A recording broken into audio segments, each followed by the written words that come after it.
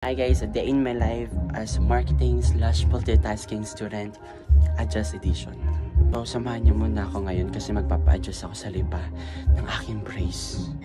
Pahirapan na naman po akong kumain ng isang linggo. Ano po? Kasi 1 month pa lang to, be. So, yun. Bihis lang ako. Kakaligo ko lang, guys. Bye. So ayun nga guys, mag-voice over muna tayo kasi maingay dyan sa part na yan kasi nga nagpapatugtog ang aking parents. So ayun, so as you can see, naglagay ako ng tawas kasi kakaubos lang yung axe na deodorant ko, so no choice ako kundi magtawas. So as you can see, maglalagay ako ngayon ng toner ko para mawala ang mga sumpa sa mukha ko kasi nga talaga nga namang pinapalibutan na naman ng mga pulo ng Pilipinas, ano po.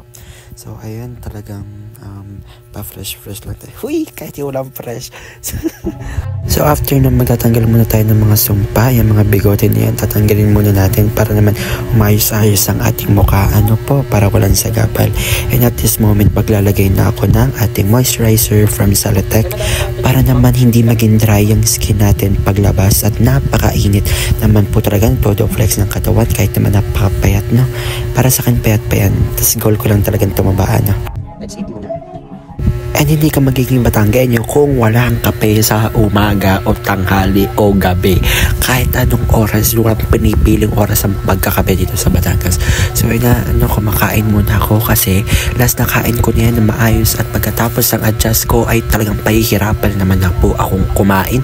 Ano po, so yung ihigop lang ng kape kahit tanghali ka ng maagising kasi dapat maaga talaga ako magpapa-adjust pero napuyat kagabi.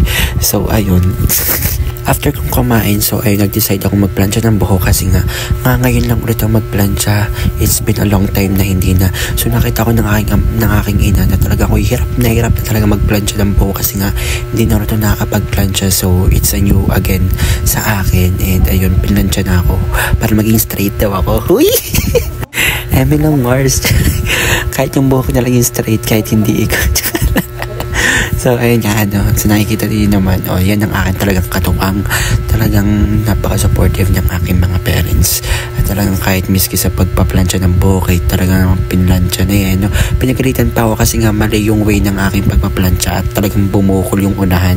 So ayun, tinama niya lang. So at this moment guys, magsusuot na ako ng aking t-shirt. It's waffle shirt from Infinite Tata, bigay ng kaibigan ko, birthday gift niya sa akin. Hi Patrick, thank you, at napakabagay naman talaga sa akin. So mas maganda yan pag naka-tuck in tapos lalagyan mo syempre ng belt para mas formal tingnan kahit magpapa-adjust lang naman. And syempre hindi mawawala yung mga accessories natin, watch na touchscreen na nagbigay ay si Secret. Tapos ayun, pagkatapos natin magrelo, ayan, may binigay din sa akin na from TBK at ayan, galing sa kaibigan ko, birthday gift din. Tapos after nyan, ayan, nag-post lang, kala mo naman napaka-pogi. Hindi naman. Tapos ay nag-antay lang ako ng jeep kasi Number 1, hindi na ako nakapag-update sa inyo kasi may nagpasakay sa akin sa kayan, Sir Dan. So, thank you Sir Dan. And ngayon nasa palengke na ako ng lipa.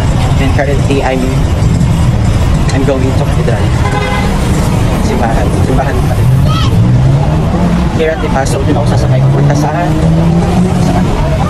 sa clinic para sa pagpapa-adjust. And my hair was messy na. My first vlog na talaga nakakapagsalita ko in public. kung makikita nyo dyan guys, papunta na ako sa Katedral ng Lipa para magabang din ng jeep papuntang Sabang. So, papunta na tayo sa may katedral. Ayun. So, yeah. Sobrang init ko lang dalang payong. But it's okay. So, yeah. Fine. I'll update you guys kung nandun na ako. So, I'm here na. So ayun nga guys, nakapasok na ako dyan sa loob ng clinic. So magwe-wait na lang tayo na matawag yung name ko para sa pagpapa-adjust ng ating brace. While na naghihintay is, syempre nagpo-phone tayo sa gilid. Ano ba, TikTok is. And at this point, so nasa second room na ako para sa pagpa-adjust kasi si Doc Gia ang gagawa ng aking brace ngayon.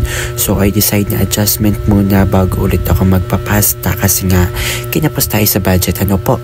So napaka-vintage, napakaganda talaga. So nilagyan na ako ng yung ewan ko kung ano yan para pag is hindi tayo madumihan o matalsikan. Ano nga po. So mag-start si Doc Gia para gawin yung aking ngipin. Ano po. So yun nga guys, at this point, tinatanggal na ni Doc Gia yung aking rubber sa brace para nga naman is malinisan na yung ating ngipin. So at this moment guys, nililinis na yung ngipin ko. Napakadali lang akong linisan ni Doc Gia kasi nga wala nga daw akong mga kalat-kalat sa ngipin, mga tartar, ganun. Tapos ngayon pinapapili na ako ni Doc Gia ng color sa rubber. But suddenly wala nga yung black and gray na gusto ko, so I decide na mag-metallic blue na lang ulit kahit light blue yung nakaraan. I'm done guys. Kulay blue, wala silang black or green. Ayun guys, papunta na ako sa palengke para umuwi. Yun lang naman na-chat ako today. Kasi guys, pahihirapan na naman po akong kumain ito after 1 week. Ano po? So update guys, nakasakay na ako dyan sa jeep sa papunta ng palengke Lipa. So ayun nga guys, so syempre pinuntahan ko na yung favorite kong donut sa Lipa Palengke. Kasi nga pahihirapan na akong kumain yan, so dapat sulitin na natin bago pa tayo mahirapan. So I'm here at Lipa Palengke na. And I bought some of my favorite donut here in Lipa City. Ba't ba ako nag-i-English? So ayun, ikain na hanggat kaya pa kasi mamaya pagsapit ng gabi ay hindi na ako makakakain ng ayos kasi sa pagpapa-adjust na to. So pasakay na ako ng Aya na jeep. So bye bye guys. So nakasakay na ako dyan ng jeep papunta sa Aya.